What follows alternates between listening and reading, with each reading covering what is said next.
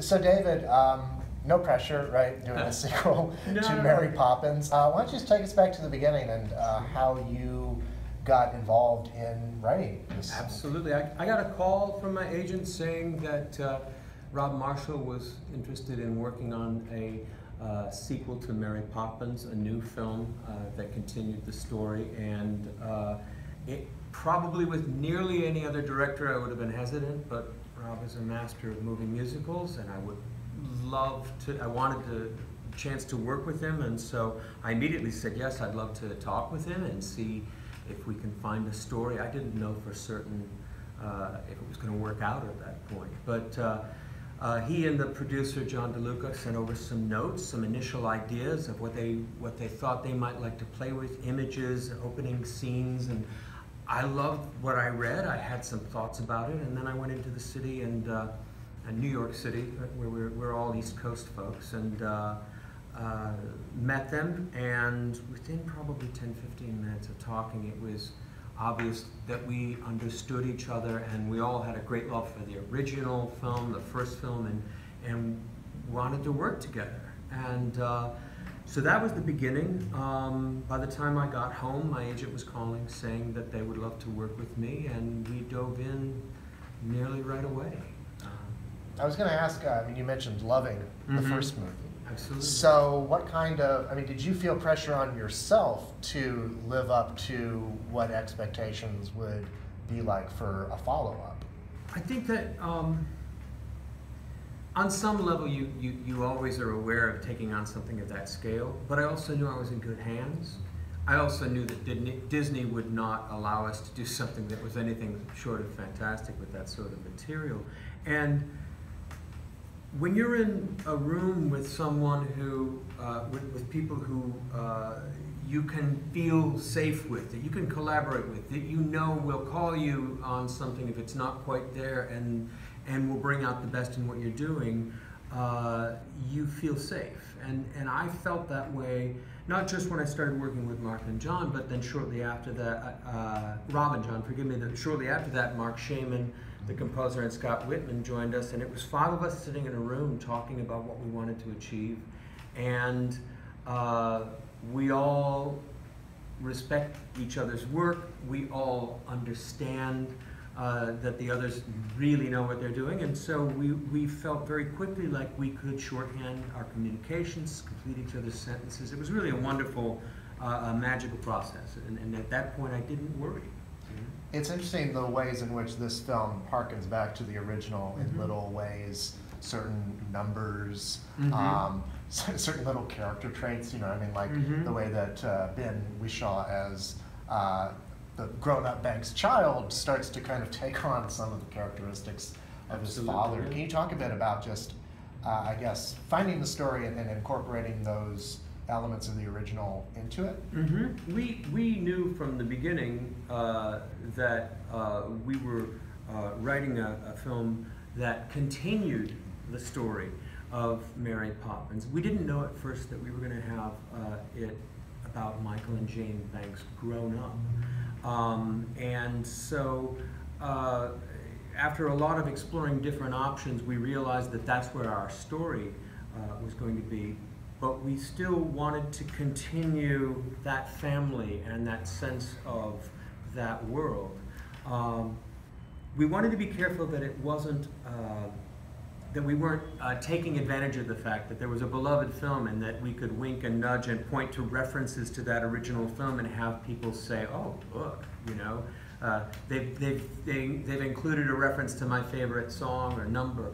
But this is a film that takes place decades later, and so we wanted to incorporate the feeling that those trappings of that house were still there, but maybe the snow globe was up in the attic and they kind of had forgotten it, and the kite was there, but it was neglected, and a lot of the joy and wonder of that first film that we remember had been forgotten as well as they've grown up, as they've gone through financial troubles and had enormous family setbacks and sadnesses, that you kind of lost what it meant to own that magic. And that's why Mary Poppins comes back in this film, to take care of the Banks children, mainly meaning Michael, not his children, but the young man she cared about years ago who has kind of lost the magic and wonder of life.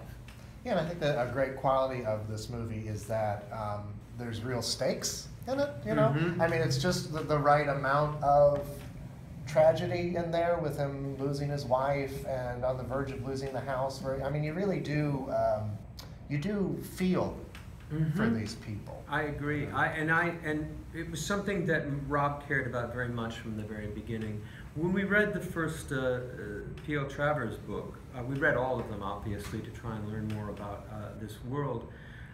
It struck Rob almost immediately that actually the action of the first book takes place in the era when it was written during the Depression. And that P.L. Travers says that the Banks home is the smallest and shabbiest on the street on Cherry Tree Lane. And he said, you know, I want that sense of this being a real world, not just the fantasy world that we remember of the turn of the century version that Disney did, but this is a little more grounded in reality and real troubles, and there's some reason that we have to come back to this world. So we determined we were going to set it in the Depression, but we didn't know at first if we were just going to take George Banks and his family and transport them back to the time when the books were set. We tried lots of versions where George suddenly forgot what he had learned from Mary Poppins, and it just didn't feel right. And it wasn't until we said, wait a minute. It's Michael and Jane who experienced all of that as kids, but now with the passage of time and troubles, they've thought they made all that up, that there wasn't that magic to life. And so then we had our story. Yeah.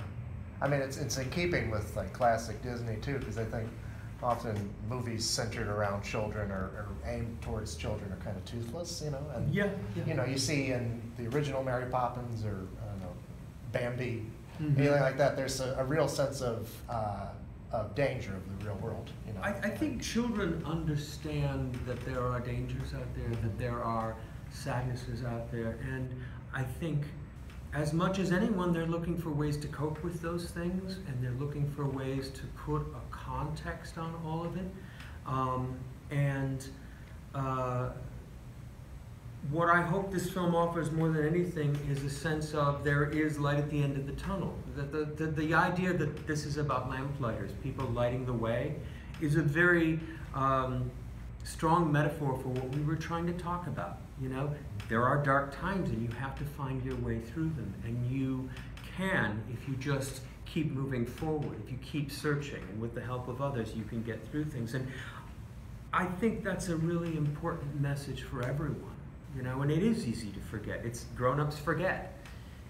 It's very easy to reach a certain point in your life and say, well, this is behind me, this is no longer, this has fallen apart, and to just, you know, slump your shoulders and become resigned, rather than to say, hey, there's always hope ahead. You mentioned Mark and Scott, and I mean, this is an original movie musical, so having the songwriters involved that early on, I guess, can you talk a bit about structuring a script around? Absolutely. It was an absolute dream for a screenwriter who had never written a musical before, to find himself surrounded by 4 people who knew musicals probably better than, as well as better than anyone around, with Mark, with John DeLuca, with Rob, with John DeLuca, Mark Shaman, and Scott Whitman. And it was the 5 of us in a room. And I know story, and I know how to shape a film, but I had to trust them to a great extent on when a musical moment would arise, when they would take over the storytelling. And it felt very easy and natural once we started going. We'd sit in a room and we wrote essentially a 35-page treatment over the course of 4 months. I did the writing, obviously, but I was bringing ideas and pages to them and saying, now what? What do we want to explore? And as we talked around the room, we'd get to a scene, and Scott or Mark or Rob would say, wait, I think that's a song. And then we'd talk about what it might be, and we'd see how it might forward the movement. And I'd try and kind of sum up what they were talking about, but we didn't know what the title of most of the songs were at that point. We just knew the song was there. When we got to a point where we felt like we were ready to write the screenplay, I was ready to write the screenplay. We showed our treatment to Disney. They gave us their blessing, and I went off and I began writing scenes, sharing them with the other guys, getting some comments from Rob along the way. And then when we get up to a song, I would do my best to write up to where I thought the song began. And then I'd write a few more paragraphs of what I think the song is about, or maybe what I think is going through the character's mind, or what actions I think are happening. And, and then I'd turn it over to the guys, and they'd send back a demo of a song and say, here it is, and we think it starts right about here. And occasionally they'd say, but you know, we think maybe dialogue comes back in here, and I'd come back in. Or I'd listen to the song and I'd go, well, what's happening while all this is taking place? And so I'd come up with ideas for what could happen as they walked through the streets or as they swam underwater. And we expanded on it that way, and then Rob would chime in. It became a very organic passing the script from hand to hand, and everyone adding their own little take on it, and that's how it expanded into what we had. It's such a technically astonishing movie. I mean, you've got like the animation, you've got the CGI, you've got all these dance numbers. I mean, when you were writing this stuff and you finally see it, I mean, what was that like? Overwhelmingly emotional.